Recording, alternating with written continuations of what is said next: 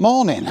I got up this morning and I wasn't going to do any recording. I had no plans to do any recording at all. And then I got up to this and I just thought, I've got to do a little bit of recording because you don't get mornings like this very often. It's absolutely fantastic. The sky is bright, the sun is warm. It's like a chilly day. It's a strange one, isn't it? Where the temperatures are low, but the warmth in the sun and feels full of sheep. But there's more to it than just a quick glance round and appreciating the blue of the sky and the green of the foliage and the sheep in the field. There's more to it than that, and I think we can appreciate it more if we know what we're looking for.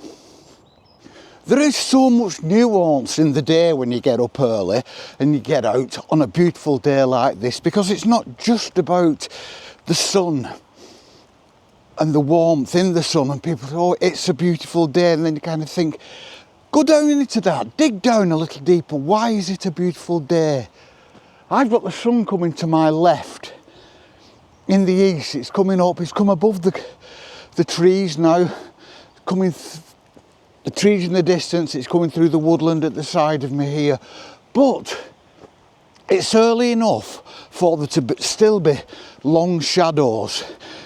And it's kind of things you don't really think about, but you appreciate. It's like a lot of things. It's like a painting or a photograph that somebody's composed using the rule of thirds and the right composition and the right exposure. The right white balance. You know it looks better than the one next to it, but you don't really know why. And the day is like that. You come out, it's absolutely beautiful, but you have to look deeper into it to find out why it's beautiful. And it's a combination of things. The air is crisp and clear early on, and I think that sound travels. I've got a stream at the side of me here, at the bottom of a little valley, and it's a constant noise, constant running of water at the side of us, which is absolutely gorgeous and very evocative.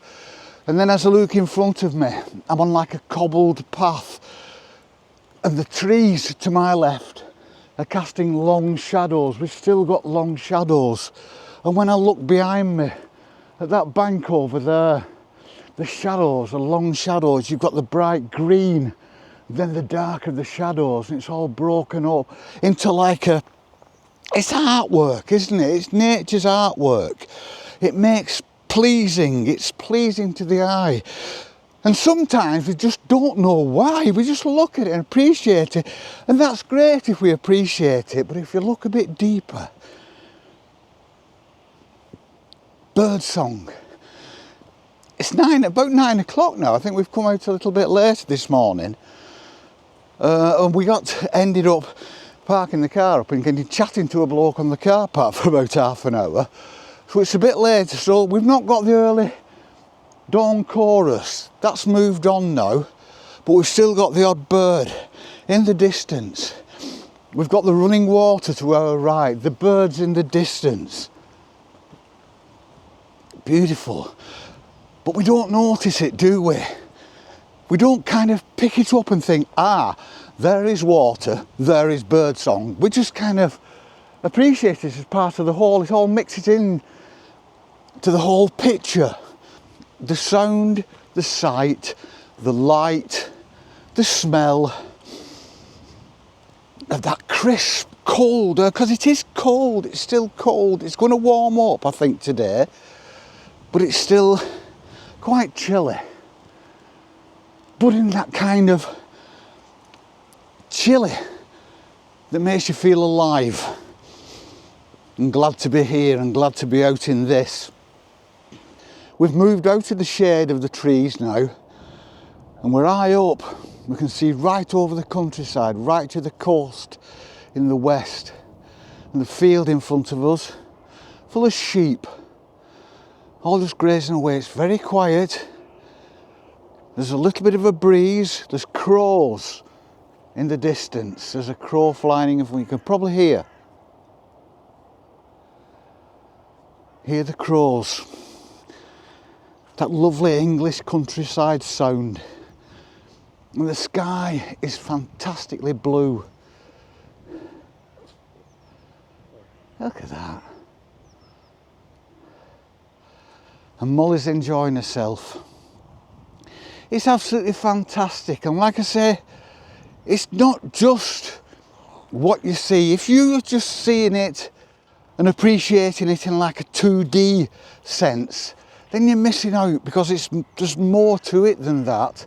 When you're out here, you can say, oh yes, it's beautiful countryside, but you need to know why. You need to understand why, because if you understand why, you know why, then you appreciate why, and you appreciate it a lot more. And it's worth appreciating it, because like I've said before, I've lived in the countryside my whole life. There's a lot of people actually live within it. I mean, I have to travel here a couple of minutes to get where I am from a little town, but there are people lucky enough to live out here in this. And I think we should appreciate it as much as we possibly can, because we're only here briefly. And I think it's only right that we should take every little nuance of our life, every little experience and discovery of our environment, be it in a city. If you love cities, then make the most of it, because you won't always be there, and the city will be there long after you are gone. So it's like the countryside. I choose to be in the countryside, and I soak it up and I try to appreciate it. And it's frustrating in a way, because it's like when you're trying to express yourself and you can't quite do it. You're talking to somebody and you get frustrated because you can't quite describe why you love something, why you appreciate something, why something gives you that buzz. And it's the same in the countryside.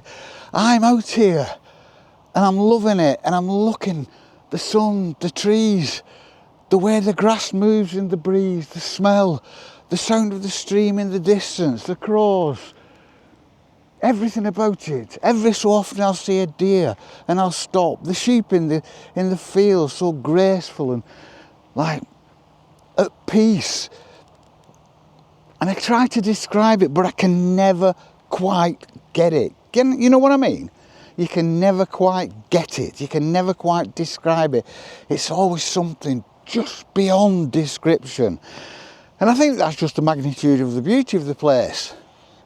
And if you love other environments, if you love cityscapes, seascapes, mountainscapes, whatever you like, being in a library, the wonder of all those books, you need to appreciate every nuance of it. Don't just look at it and think that's nice.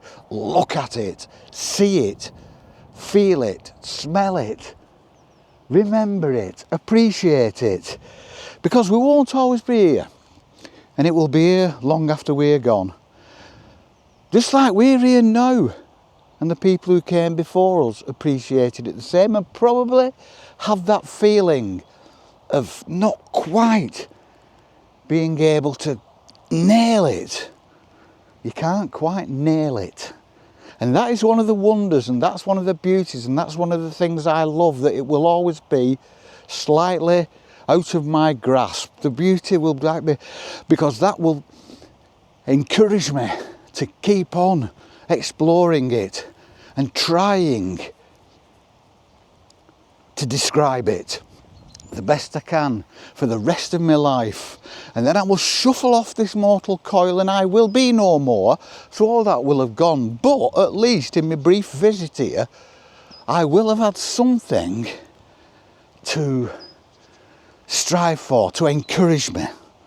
Could be anything. For me, it's the countryside. Something to actually get really, really passionate about.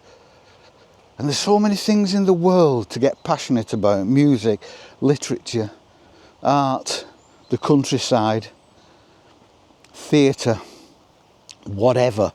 It can be absolutely anything. But you need something. You need something that is beyond your grasp, slightly beyond your grasp, slightly beyond you having the ability to describe it. You need that, because if you knew and understood everything, Where do you go from there? Where's the fun in that? You need something to strive for all the time.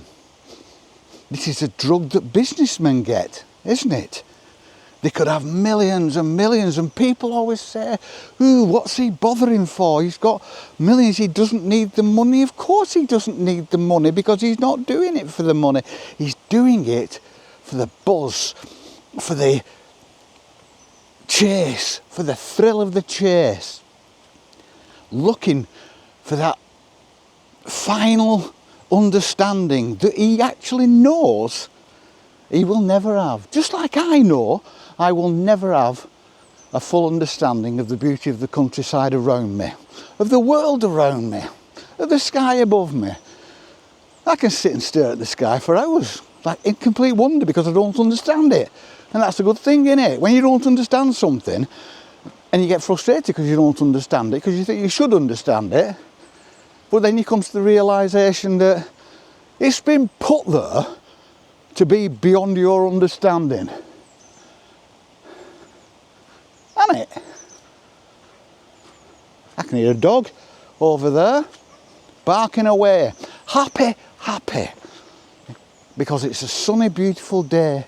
Molly's happy. She's trotting along behind me. I'm happy. Here we are. Another field that I've shown in past videos. There's no sheep in it today. The sheep seem to have been moved to the field at the other side where they were a few minutes ago. The ground is glistening silver with dew. It's kind of just on the point. Any colder and it would be frost, but it's not, it's just dew. It's cold, glistening dew. And that, pretty soon, when the sun gets higher in the sky, that will burn off.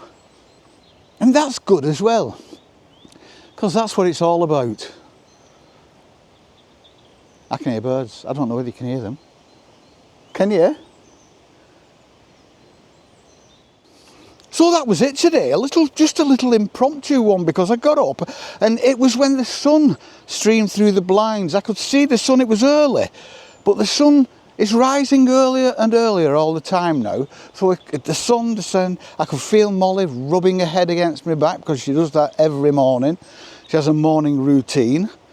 I know what she's going to do. She's going to rub her head against my back for about 5 minutes. Then she's going to get up and I'll feel her wandering down the bottom of the bed. Then she stands on the bottom of the bed because she's a little old lady and she's a bit trepidatious about jumping off. And then she goes, ba-boom. I hear her jump off, and then I can hear this ka-dunk, ka-dunk, ka-dunk, very slowly nowadays as she goes downstairs, because she's old and I don't like that. I'm always glad when I can hear her get to the bottom of the stairs, because one day, few months ago, she came downstairs and I was in the kitchen. I can see the stairs from the kitchen, and I just saw her coming down on her stomach, like, because she'd lost her footing at the top. She was perfectly all right, but it wasn't a very nice moment. This is fabulous. Look around. We're on the other side of the stream now, so we can hear the stream. On this walk, we can hear the stream constantly, start to finish.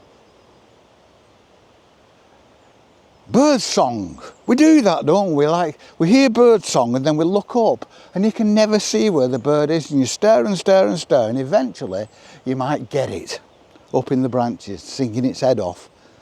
And I can hear them in the branches above me, but I can't see them. So that's it. I just wanted to talk about the morning because it's absolutely beautiful. And we may not get another one as beautiful as this for a while. Not where everything comes together perfectly, like it has today. All the stars are aligned this morning. And it's beautiful. And it's good to be out here, and we're going to stay out here because it's good for the soul. There's a man whistling for his dog over there. I hate these people who have these bloody whistles. Seems to be getting very popular nowadays. You can hear that. He's got a whistle and his dog's ignoring him. I don't know.